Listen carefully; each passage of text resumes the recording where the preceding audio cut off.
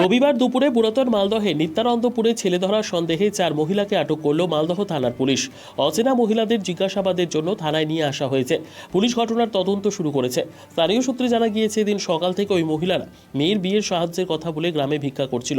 তবে এক একজনের কাছে এক একবার ভিন্ন ভিন্ন জায়গার বাসিন্দা বলে পরিচয় দিলে সন্দেহ হয় এলাকার মানুষজনের। তাদের ঘিরে বিক্ষোভ দেখানো হয় এবং পুলিশে খবর দেওয়া হলে পুলিশ তাদের আটক করে থানায় নিয়ে যায়। সঠিক নাম পরিচয় জেনে এবং কী উদ্দেশ্যে তারা গ্রামে গিয়েছিল এই সমস্ত বিষয় নিয়ে তদন্তের উদ্দেশ্যে তারা আটক করে তদন্ত শুরু করেছে মালদা থানার পুলিশ। করলাম আমাদের বাড়ি কোথায়, বলে বাড়ি আমাদের মনপুর। তারপরে আর এক পাড়াতে যদি দেখছি তা 8 জনকে, তখন আগে জিজ্ঞাসা করলাম যে কিসের জন্য এসছো, সেটা মেয়ে বিয়ের সাহায্যের জন্য। তখন আমি আবার ওই 2 জনকে জন্য জিজ্ঞাসা করছি, তো ওরা বলছে যে বাগবাড়ি। তারপরে চলে গেল এখান থেকে, সবাই টাকা পয়সা দিচ্ছে। মেয়ের কথা যখন বলছে ওই পাড়াতে গিয়ে আবার বলছে যে বাড়ি হরিশ্চন্দ্রপুর, মানে যেখানে যেটা যাচ্ছে সেখানে সেইভাবে কথাটা বলছে। তখন ওই পাড়াতে সন্দেহ হয়েছে যে জায়গার নাম কেন বলছে, যে কোনো লোক একসঙ্গেই আছে তো এক জায়গার নাম বলবে। সেখানে জায়গা 2 জায়গা 3 জায়গা 4 জায়গা বলছে, আবার বলছে রামপুর, আবার বলছে কজন ছিল? এখানে তো 4 জন ছিল, আরো 2 জন কোথায় আছে ওদের সঙ্গে। আপনারা কি সন্দেহে ওকে আটক করেছিলেন? কি সন্দেহে আটক করেছিলেন? ওই পাড়া থেকে আটক করে নিয়ে আসলো, আমাদের পাড়া থেকে এদিক থেকে চলে গেল, তারপরে ওদিক থেকে নিয়ে আসলো। আপনার নাম? নাম? পূর্ণ কর্মকার, বাড়ি? সাম্প্রতিক জানতে পারলাম বিজেপি একটা অভিযোগ করেছে মালদা জেলায় রতুয়া থানার মহানন্দটোলা গ্রাম পঞ্চায়েত বলরামপুর বাঁধে চলতি মাসেই 70টা বাড়ি আগুন লেগে পড়ে গেছিল। আমরা জানতে পেরে, তৃণমূল কংগ্রেস জানতে পেরে আমাদের তৃণমূল কংগ্রেসের জনপ্রতিনিধি এবং প্রশাসন সেই 70টা পরিবারের পাশে বিভিন্নভাবে দাঁড়িয়েছিল।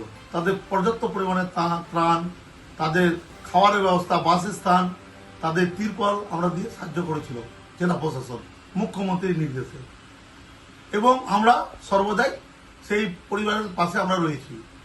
সাম্প্রতিক জানতে পারলাম ভারতীয় জনতা পার্টি একটা অভিযোগ করেছে।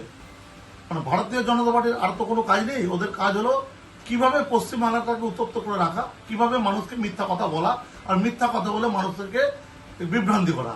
আমরা এই খবরটা পাওয়ার সঙ্গে সঙ্গেই আমরা তীব্র প্রতিবাদ জানাচ্ছি। আমরা যখন নির্বাচন চলছিল সে সময় আমরা মনিত পরিবারদের পাশে ছিলাম।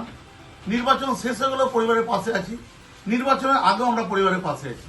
আমরা জানতে পারলাম পরিবারদের যারা ওইখান থেকে তারা একটা অভিযোগ করেছে কি তারা পর্যাপ্ত ত্রাণ পাচ্ছে না, তারা তাদের একটু অসুবিধার মধ্যে রয়েছে। আমরা সর্বদাই তাদের পাশে রয়েছি। আমাদের মানবিক মুখ্যমন্ত্রীর নির্দেশে সর্বদাই আমাদের তৃণমূল কংগ্রেস এবং আমাদের এই সরকার তাদের পাশে রয়েছে। পশ্চিমবাংলার 10 কোটি মানুষের পাশে আমাদের সরকার রয়েছে, এবং আমরা তাদের যে অসুবিধাগুলো রয়েছে আমরা সেগুলো আমাদের প্রশাসন নজরে রেখেছেন, আমাদের জনপ্রতিনিধি নজরে রেখেছেন, এবং তাদের সঙ্গে আমাদের যোগাযোগ আছে। আমরা তাদেরকে বিভিন্নভাবে, তাদের বিদ্যুৎ যে নেই তারা বলছে তাদের ত্রাণ নেই, সেই সর্বদাই আমরা ব্যবস্থা রাখবো এবং তাদের কোনো অসুবিধা হতে দেবো না। আমরা মানবিক মুখ্যমন্ত্রী 10 কোটি পশ্চিমবাংলার যারা জনবাসী রয়েছেন আমরা সবার পাশে রয়েছি, যারা অসহায় তাদের পাশে রয়েছি।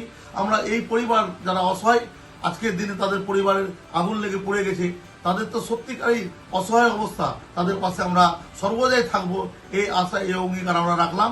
কোনোভাবেই আমরা কোনো দলের প্রচারণা যাতে তারা পা না দেয়, এবং আমাদের প্রশাসন সজাগ আছে, আমাদের সরকার সজাগ আছে, আমাদের জনপ্রতিনিধি সজাগ আছে, আমরা সর্বদাই তাদের পাশে থাকবো, এই কথা বললাম। রতুয়া 1 নম্বর ব্লকের মহানন্দটোলা গ্রাম পঞ্চায়েতের বলরামপুরে গত মাসে ভয়াবহ অগ্নিকাণ্ডে 70টা পরিবার সর্বসারা হয়ে যায়। বাড়িঘর থেকে শুরু করে সমস্ত যা আনাজ ছিল, যা কাপড় টাপড় ছিল, এবং তারা সেই মুহূর্তেই বলরামপুরে বাঁধে আশ্রয় নেয়। ভোট মুহূর্তে বিভিন্ন দলের রাজনৈতিক নেতারা, বিশেষ করে শাসক দলের নেতারা ইলেকট্রিক, খাওয়া দাওয়া সমস্ত কিছুর ব্যবস্থা করে। ভোট যখনই মিটে যায় তাদের ইলেকট্রিক লাইন কেটে দেওয়া হয়, এবং তাদের না খাওয়া দাওয়া কিছু কোনো ব্যবস্থা, বাড়ি ঘরে কিছু ব্যবস্থা করা হয়নি প্রশাসনের পক্ষ থেকে।